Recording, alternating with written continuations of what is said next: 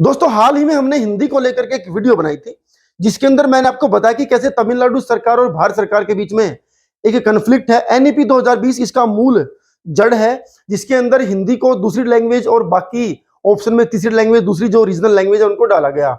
और तमिलनाडु में बच्चे, सरकार, सब लोग मिलकर के ये एहसास कराना सबको चाहते हैं कि हिंदी को आप हमारे ऊपर थोप नहीं सकते। कई जगह दंगे भी देखने को मिले, छोटी मोटी घटनाएं देखने को मिली, कई सारी चीजें देश में हो रही हैं। रुपए के सिंबल को चेंज करना या तमाम चीजें वहां पर देखने को मिली इस घटनाक्रम में।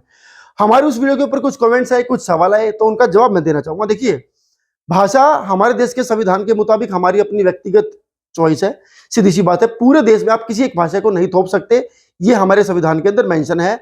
अगर हिंदी को राष्ट्रभाषा बनाना है तो उसके अंदर ये प्रावधान है कि सभी सरकारें आपस में जनमत करेंगी, सहमति करेंगी, जितना संभव हो सकेगा प्यार से, और उस सहमति के साथ ही चीजों को इंप्लीमेंट किया जाएगा, क्योंकि कॉन्स्टिट्यूशन के अंदर भी हिंदी को पूरे देश में इंप्लीमेंट नहीं किया गया। खैर, ये एक अलग मसला। लेकिन मैं आपको बता दूं कि जो पूरा कन्फ्लिक्ट चल रहा है ये एक पॉलिटिकल एजेंडा है। जी हाँ दोस्तों, अगर आप इस एजेंडे का हिस्सा हैं, आप सवाल जवाब करना चाहते हैं, तो एक बात को आप जान लीजिए, ना ही तमिलनाडु सरकार के किसी मंत्री के बच्चे और ना ही बीजेपी सरकार के किसी मंत्री के बच्चे, ना ही तो बीजेपी सरकार के किसी मंत्री के बच्चे किसी हिंदी मीडियम सरकारी स्कूल में पढ़ने को जाते हैं, और ना ही तमिलनाडु सरकार में किसी मंत्री के बच्चे किसी तमिल मीडियम सरकारी स्कूल में पढ़ने जाते हैं। ऐसा बिल्कुल भी नहीं है। ये जो कुछ भी हो रहा है ये पॉलिटिकल एजेंडा है। सरकारें जब कोई फैसला लेती है उसके पीछे 80% पॉलिटिकल एजेंडा ही होता है, जिसके पीछे एक वजह होती है, और वजह है वोट। अगर आपको कोई एक एजेंडा चलाना है, उसके बदले आपको वोट नहीं मिलती है, तो कोई सेकंड एजेंडा आप लेकर के आएंगे, कोई थर्ड एजेंडा लेकर के आएंगे, कोई चौथा एजेंडा लेकर के आएंगे, फिफ्थ एजेंडा लेकर के आएंगे। एजेंडेज आप चलाते रहेंगे, आप ये चीजें लोगों के अंदर छोड़ते रहेंगे, लोग लड़ते रहेंगे, लोगों के सामने आप कुछ भी बेच सकते हो। इतना बड़ा हमारा देश है, यहाँ पर कोई भी कॉन्फ्लिक्ट आप आराम से बेच सकते हो। और आपको चाहिए क्या? वोट चाहिए है। राजनेता जब कोई फैसला करते हैं, कोई बयान देते हैं, तो उनके पीछे उनका पॉलिटिकल स्टंट ही होता है। इस बात को हमें जानने समझने की बहुत ज्यादा जरूरत है। लोग, स्टूडेंट्स आजकल लड़ रहे हैं हिंदी और तमिल को लेकर के, लेकिन एक बात आपको मैं बता दूं, भाषा हमारा व्यक्तिगत मुद्दा है।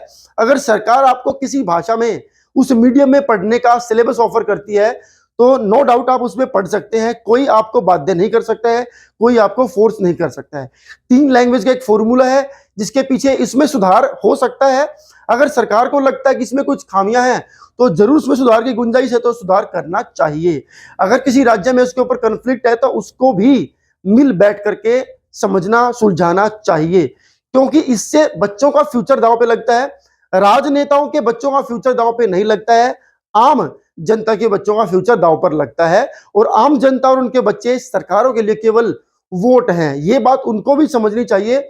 और इस जो ये कन्फ्लिक्ट चला हुआ है, इसमें इतना ज्यादा अपने आप को इन्वॉल्व करने की जरूरत नहीं है कि दंगे ही कर दें या किसी और के लिए दंगे कर दें, क्योंकि मैंने आपको बताया जितने भी मंत्री होते हैं इन सबके बच्चे सो कॉल्ड अच्छे बड़े स्कूल्स में, इंग्लिश मीडियम क्लासेस में एसी के नीचे बैठ करके पढ़ाई करते हैं। उनको आपसे कोई बहुत ज्यादा मतलब नहीं है। अगर ऐसा नहीं है तो आप सर्च करके देख लो कि कितने संस्कृत के या हिंदी के विश्वविद्यालय बनाए गए पिछले 5, 10, 15 सालों के अंदर। कितना बढ़ावा दिया गया है हिंदी को। खाली एक पार्टी चाहती है कि हमारे ऊपर हिंदी पार्टी का टैग लगा रहे, या नॉर्थ इंडिया बहुत ज्यादा वोट हमें करते रहे। एक पार्टी चाहती है कि तमिलनाडु से हमारी सरकार कभी जाए ना, और लोग आपस में लड़ते रहे, झगड़ते रहे, और जब तक हम नॉर्थ को अपना दुश्मन बताएंगे, साउथ हमारे साथ रहेगा। ऐसे ही सब लोग एक दूसरे को लड़ाते रहते हैं, आपस में मारकाट कराते रहते हैं, और इसका नतीजा कुछ नहीं निकलता है। वोट डलती हैं और लोग फिर घूम फिर के इन लोगों को वोट वापस दे भी देते हैं। तो हमें बचना है। और भाषा, मैंने आपको बताया कि आपका व्यक्तिगत मुद्दा है। आप कहां पर जन्म आपने लिया है, उस स्टेट की भाषा क्या है।